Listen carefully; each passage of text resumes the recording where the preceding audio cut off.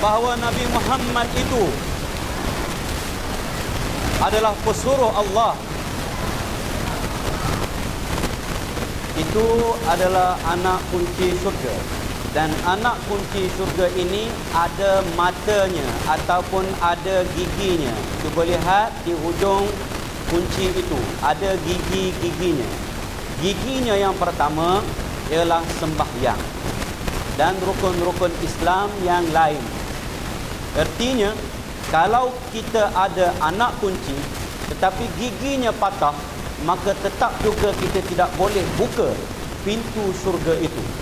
Oleh itu, kita kena pastikan bahawa anak kunci kita itu cukup gigi-giginya. Terutamanya sembahyang. Kerana sembahyang ini adalah merupakan perkara yang pertama sekali Allah SWT periksa, cek, hisab di hari akhirat nanti. Sabda Rasulullah sallallahu alaihi wasallam, "Awwalu ma yuhasabu bihi al-'abdu yaumal qiyamati as-salah." Perkara yang pertama dihisab oleh Allah SWT di hari kiamat nanti ialah sembahyang. Apabila baik sembahyang itu, maka baiklah segala amalan. Maka buruk, jika buruk sembahyang itu, maka buruklah, rosaklah segala amalan. Jadi kalau kita sembahyang, alhamdulillah. Kalau kita tidak sembahyang, innalillah. Kerana apa? Kerana sembahyang ini imaduddin, tiang agama. Siapa yang mendirikannya, artinya mendirikan agama. Siapa yang meruntuhkannya ataupun tidak mendirikan, tidak menunaikan sembahyang, artinya meruntuhkan agama. Agama dia tidak ada tiang. Ibarat bangunan ini. Bangunan ini, kalau tidak ada tiang-tiang ini, bangunan ini tidak akan tertegak. Artinya apa? Artinya sembahyang ini adalah landasan kepada amalan-amalan lain. Kalau tidak ada landasan ini, kalau tidak ada lantai ini, maka amalan-amalan lain nak diletak macam mana? Jadi nak kena ada sembahyang ini. Dan sembahyang ini adalah penentuan kepada keselamatan dan kejayaan kita di dunia dan akhirat. Cuba dengar azan. Hayya 'alas salah. Mari sembahyang. Yang kedua, hayya 'alal falah. Mari kita menuju kejayaan. Artinya kalau kita nak berjaya di dunia ini, kita kena jaga sembahyang kita. Wa man a'rada an dzikri fa inna lahu ma'isyatan dhanka. Siapa yang berpaling daripada mengingatiku, sembahyang, kata Allah Subhanahu wa taala dalam Al-Quran, maka dia mendapat baginya kehidupan yang susah. Kalau kita nak berjaya, kita kena jaga sembahyang ini. Sebab itu Allah Subhanahu wa taala dalam Al-Quran, dalam surah Al-Mu'minun ayat 1 hingga 11 menceritakan tentang 7 ciri-ciri orang mukmin yang berjaya. Qad aflahal mu'minun. Telah berjayalah orang-orang yang beriman. Ciri yang pertama. Dan ciri yang ketujuh mengenai sembahyang. Yang pertama tentang khusyuk, dan yang ketujuhnya tentang menjaga sembahyang. Menjaga sembahyang ini dalam beberapa perkara. Yang pertama, kita kena jaga masanya. Jangan lewat daripada masa. Sebaik-baiknya kita tunaikan di awal waktu. Itulah sebaik-baik amalan. Yang keduanya, kita jaga tata caranya, iaitu rukun dan syaratnya. Rukun antaranya membaca Al-Fatihah. Baca elok-elok Al-Fatihah ini. Sebab itu setiap pagi kita ulang dan ulang membetulkan Fatihah itu. Kerana tak betul Fatihah, tak betul sembahyang. Bila tak betul sembahyang, tak betul lah segala hidup kita ini di dunia dan di akhirat. Sebab itu penting kita kena jaga. Dan baca, dengar di telinga sendiri. Ada yang tak berkumat kamit pun baca dalam hati, mana sah. Ada yang baca kuat sangat sampai 3 baris di belakang pun dengar lagi, pun tak betul juga. Dengar ke telinga masing-masing. Rukun qauli kena jaga. Yang kedua, syarat.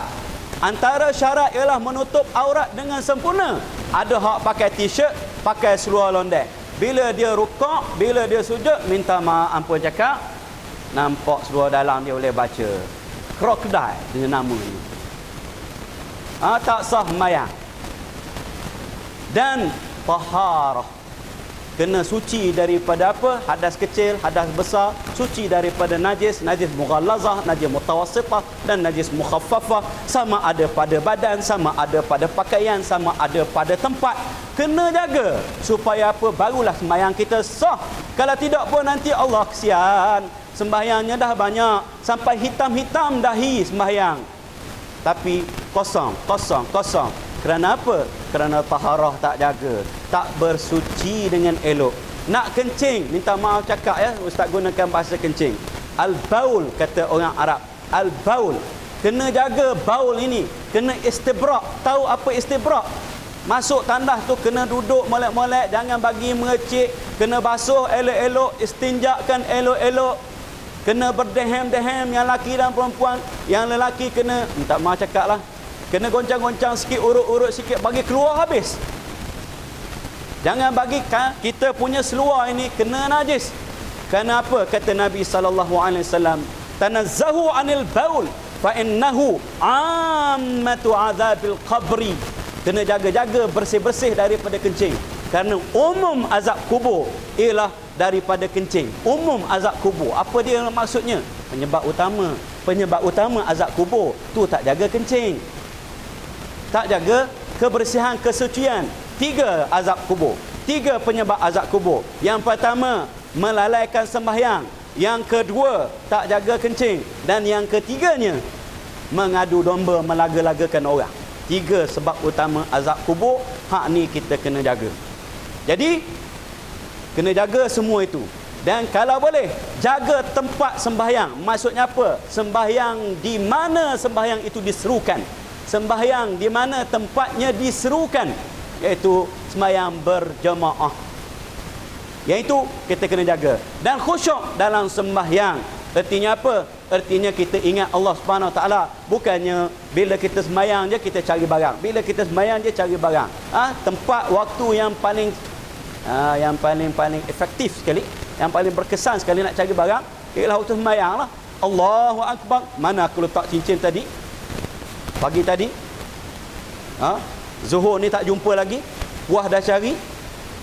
Dia kata, masuk bilik air tadi cabut lah. Atas peti ais. Rupa-rupanya dia cari barang. Bukan ingat ke Allah Subhanahu Wa Taala. Dia sembahyang, Pak Imam baca lambat, dalam hati dia menyumpah-nyumpah. Celaka Pak Imam dia baca panjang, mentang-mentang dia hafiz. Dia pandang ke tepi. Dia tengok ada tingkap, dan di luar tingkap itu ada sebatang pokok nyok, dan pada pokok nyok itu ada biawak yang sedang naik perlahan-lahan. Dia perhati biawak tu. Dia kata, jatuh biawak ni kan. Biawak pun naik. Dia kata, jatuh biawak ni kan. Biawak naik lagi. Debuk. Aku kata dah. Jatuh sungguh. Habis batal satu sembahyang. Satu surau. Tujuh.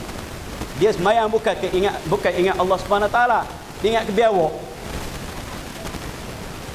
Sebab itu Rasulullah sallallahu alaihi wasallam larang orang-orang ini bersembahyang. Yang pertama, orang yang nak makan dan makanan sudah ada, makan dahulu. Nanti takut Allahu Akbar nampak ayam golek. Yang kedua, orang yang menahan kencing ataupun menahan air besar dan air kecil, kena pergi dulu, selesaikan dahulu. Takut apa? Allahu Akbar nampak mangkuk tandas. Bukan ingat ke Allah Subhanahu Wa Taala. Jadi kena dapatkan khusyuk ini, kena jaga sembahyang. Insya-Allah hidup kita akan selamat di dunia dan akhirat. Wallahu a'lam bissawab. Wabillahi taufiq wal hidayah. Wassalamualaikum warahmatullahi wabarakatuh.